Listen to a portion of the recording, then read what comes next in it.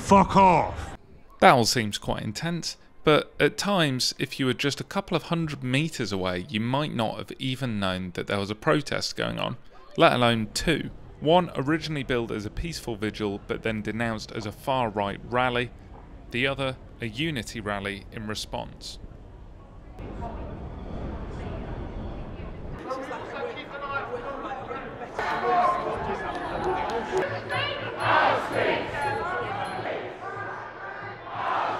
It's never good when you've got the far right in your city, you know, but it's great that they've turned up in there, a couple of hundred, and a few hundred anti-fascists have turned up to oppose them, of course. So, yeah, it's just not something we want to be doing.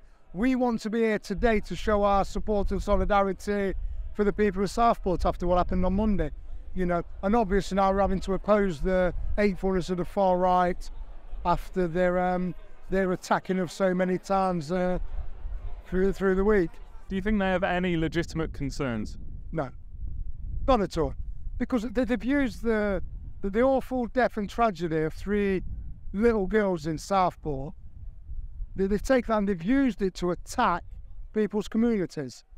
You know, they've used it for their hatred of Islam and to try to spark a rise in Islamophobia and to divide communities. So no, I don't think they don't care what they're doing, and they're not bothered. Like I said, their agenda is just hatefulness and spreading their hateful word. What would you like to come out of your counter-protest? After this counter-protest, well, all we can ever ask for, I mean, I don't think we're going to end any racism. We're not going to end the far right. I'm not going to get rid of it. But just to let them know they're not welcome in our city. They've been here before. We've gathered before. We've let them know. Nottingham is a diverse and multicultural city, very tolerant. I've lived there all my life, and we don't want them here. We want it to end peacefully. My hope is that for these far-right thugs, that the alcohol wears off and they need to go and get another drink, you know, and maybe just filter out and go back to whatever cities they've come from, you know. We don't want them in Nottingham. Well, Brian Clough wasn't an anti-racist himself. You know, I mean, he hated racism. As 2 PM approached, a crowd formed at the bottom of the hill, and soon the protesters were facing the counter-protesters.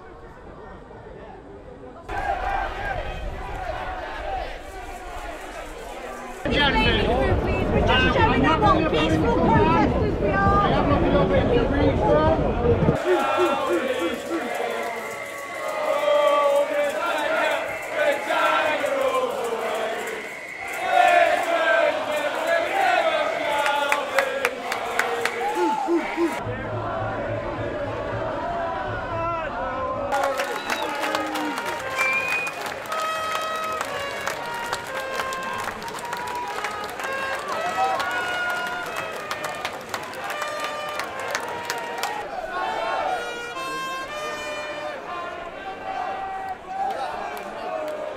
And what brings you here today, Alistair? In light of what's happened, the cycle continues and children are killed, and I don't see that the politicians are doing anything about it. And a lot of people are just angry about what's happened, and any human being would like that. My girlfriend, her best mate Serena, they're Muslim. Beautiful people. We get branded. To stand up and say that's not right. Right-wing thugs. How would you describe yourself?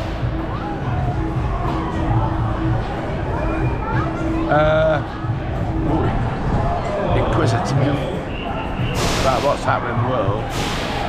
Don't like violence. Nobody don't like, especially babies that didn't start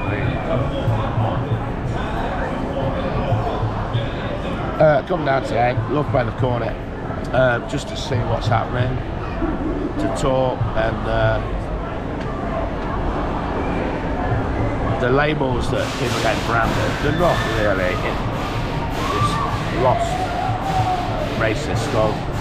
I don't think 100%. I don't think we're all racist here. We don't like the EDL.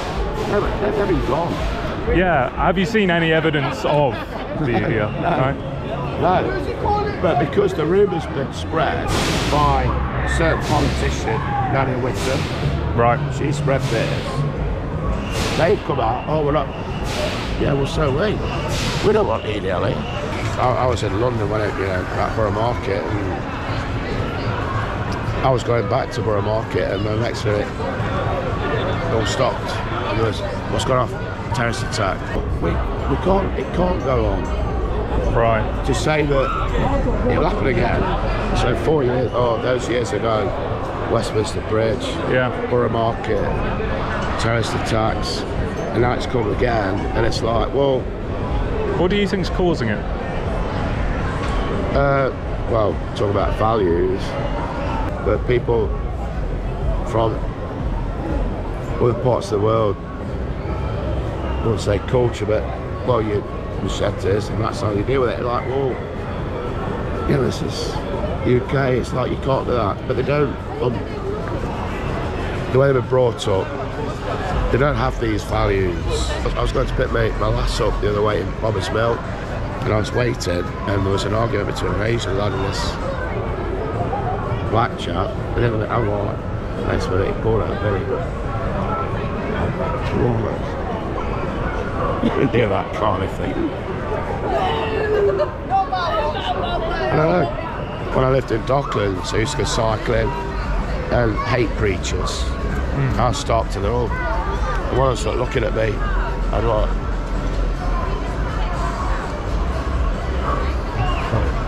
Hate preachers? yeah. What kind of thing? Islamists, I won't say Muslim, jihadi, preaching the jihad card stuff. So you'd say that's an important distinction between Muslim and Islam? Oh yeah, so much so. A friend of mine, he always picks me up when I'm up Mapley Top. He's Muslim, and Ramadan, I was knock at the door, and he brought me the feast. And I'd always talk about the 5 pillars of Islam, because he's just lost his mum. He said, I've been to Mecca. I said, how was it? He said, oh, I love that. I said, well, pilgrimage, charity, the 5 pillars, and listening to talk, it fulfilled him. I always tip him more than I should. And I say, that's for your children, your wife. That's fine, which is not too different from Christianity. Then you've got this, the jihad thing, which has been misconstrued. Jihad, personal jihad, your inhibitions, your temptation, and then you've got these ones that take it to extreme.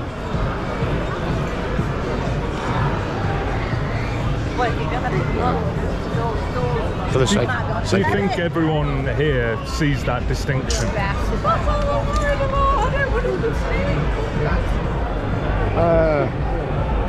Probably.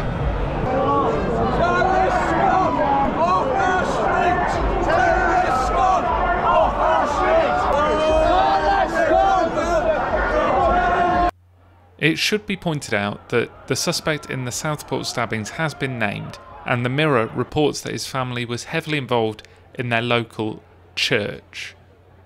The police are not treating it as a terrorist incident.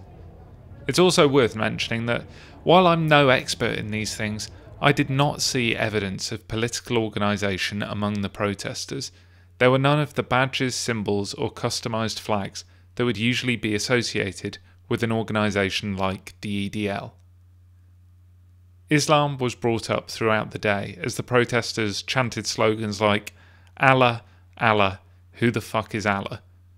Some counter-protesters brandished a Palestinian flag and shouted pro-Palestine chants, but later saw protesters on the other side supportively holding up a Palestinian scarf, causing the counter-protesters to say, "We don't understand why you have that."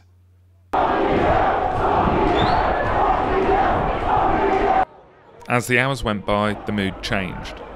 Bottles of soft drinks were thrown by both sides, but the counter-protesters were quick to discourage their side from throwing them back.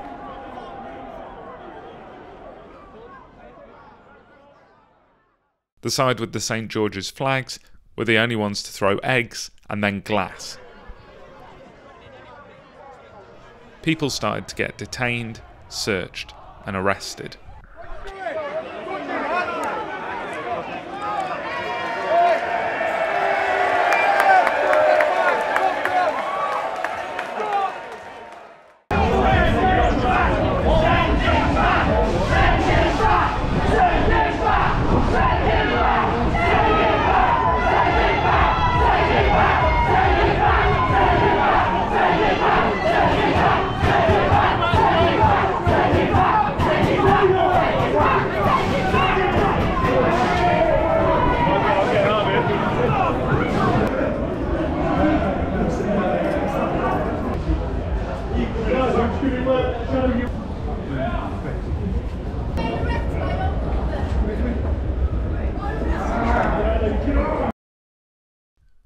Nottingham police have since put out a statement saying that 15 arrests were made during the protests, and that the vast majority of members of the public who attended protested in a peaceful manner.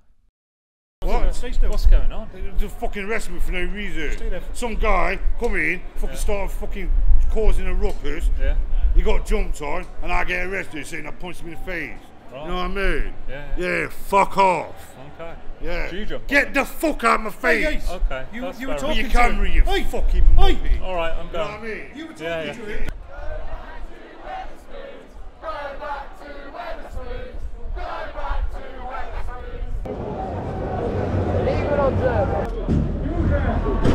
Has that gentleman been arrested too?